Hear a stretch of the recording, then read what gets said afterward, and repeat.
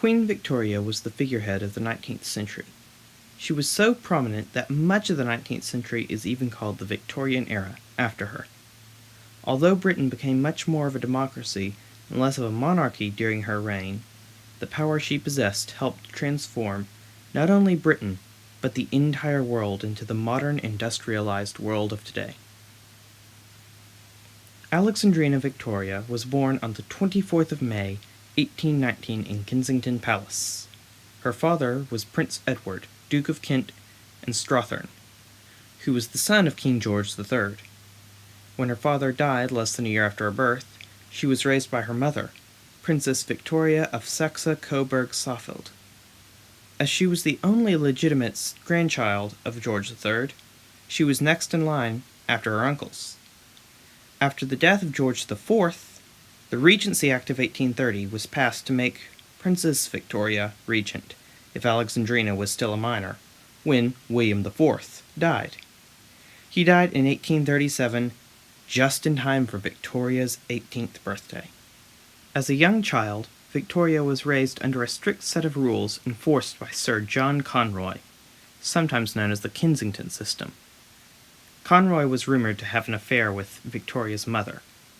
Young Victoria hated Conroy, who tried desperately to control her life and likely bullied her. In 1835, Victoria came down with a very severe fever, but Conroy was convinced she was just being childish. Both her mother and Conroy constantly pushed Victoria to appoint him to her staff, but she refused. Once Victoria became queen, she immediately banished Conroy from being in her presence. Victoria was very close to her uncle, Leopold I of Belgium, calling him her best and kindest advisor. Leopold introduced Victoria to his nephew, Albert of Saxe-Coburg, in Gotha. Victoria and Albert almost instantly fell in love, although they withheld marriage until 1840. On the morning of the 20th of June, 1837, Victoria wrote in her diary, "I was awoke at 6 o'clock by Mamma, who told me the Archbishop of Canterbury and Lord Conyngham were here and wished to see me. I got out of bed and went into my sitting room, only in my dressing gown, and alone, and saw them. Lord Conyngham then acquainted me that my poor uncle, the king, was no more, and had expired at 12 minutes past 2 this morning, and consequently that I am queen." On the 28th of June, 1838, she was coronated. At the beginning of Queen Victoria's reign, she dealt with a massive blow to her public image. One of the members of the royal court, Lady Flora, was suspected to be pregnant out of wedlock. As the supposed father was Sir Conroy, Victoria gladly believed the rumors. When it was discovered they were false, Victoria was accused of spreading false rumors by the opposition party, the Tories. Victoria got along rather well with the Whigs, even so much that the Whig Prime Minister, Lord Melbourne, became one of her closest advisers. When Melbourne resigned in 1839, Victoria was worried that her ladies-in-waiting would be replaced with Tories, as the Prime Minister generally appointed them. The new Tory Prime Minister refused to go along with her demands that the current ladies be kept, and Melbourne returned to office. Victoria had a tense relationship with her mother, especially given their opinions of Conroy. The best way for her to get away from her mother was by getting married. Although she hesitated at first, upon seeing Albert again she fell deeply in love with him and wanted to marry. On the 10th of February, 1840, Victoria and Albert were married. Shortly after their marriage, a man named Edward Oxford tried to assassinate the young queen. Fortunately, he missed 2 shots and was captured, tried for high treason, and later sent to live in Australia. Despite her negative feelings towards pregnancy and newborn babies, Victoria had a total of 9 children with Albert. In 1842, she survived yet another assassination attempt.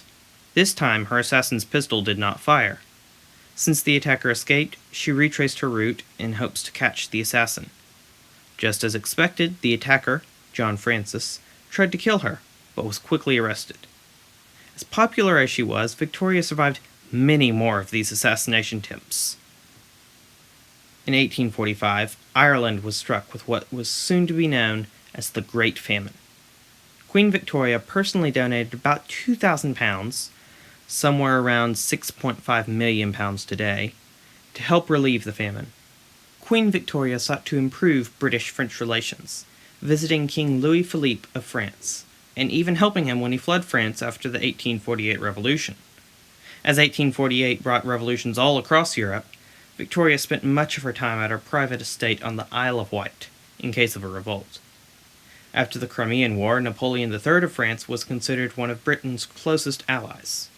Napoleon III and Victoria visited each other often, strengthening British-French ties further. In 1858, Victoria's eldest daughter, also named Victoria, married Frederick William of Prussia. Her son, Victoria's first grandchild, was Wilhelm II, the last German emperor. In March of 1861, her mother died. Upon discovering her mother truly did care for her, she blamed Conroy for pushing the two of them apart. On the 14th of December, 1861, Victoria's beloved husband Albert died. Victoria was heartbroken and insisted on mourning his death until her own. To help her cope, she was often assisted by one of Albert's former servants, John Brown. His close relationship with the Queen led to scandalous rumors. Victoria began to seclude herself after Albert's death, causing public opinion of her to plummet. Finally, in 1872, she re-entered the public, thus her popularity began to recover. In 1874, Benjamin Disraeli was elected Prime Minister, while re-elected given his short time in 1868. With significant support from Victoria, Disraeli passed an act to remove Catholic practices from the Anglican Church. The Indian Rebellion of 1857 brought India under imperial rule. In 1876, Victoria was officially named Empress of India. Disraeli was an expansionist and strongly believed in growing the British Empire. Victoria fully supported this sentiment, believing the British Empire to protect its colonies from rule by other powers who may be strict or cruel.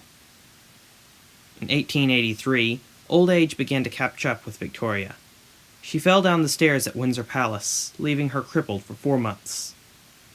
In 1885, the Liberal Prime Minister, William Gladstone, resigned. Victoria was overjoyed about this, remarking he was, quote, "the worst I have ever had." 1887 brought Victoria's Golden Jubilee, marking her 50th year on the throne. At her celebration, she met an Indian Muslim named Abdul Karim. Victoria and Abdul soon became very good friends, and Abdul was asked to teach her Hindustani. Despite attacks from British politicians, who Victoria called racist, Abdul remained by Victoria's side until her death. When Wilhelm II became the German emperor in 1888, Victoria was disappointed in his decision to stick to autocracy. In 1897, Victoria held her Diamond Jubilee, having become the longest-reigning British monarch the previous year. Victoria spent her Christmases on the Isle of Wight every year after becoming a widow. She was unwell on the Christmas of 1900 and became very weak by late January. On the 22nd of January, 1901, Queen Victoria died. Accompanying her at her deathbed were her son and successor, King Edward VII, Kaiser Wilhelm II, and Turi, her favorite pet Pomeranian. Queen Alexandrina Victoria was undoubtedly one of the most popular British monarchs ever. Her devotion to her family and friends proved that she was more than just a public figure, but also a pretty good person. To this day, Victoria is fondly remembered all over the world, even beyond the stretches of the British Empire.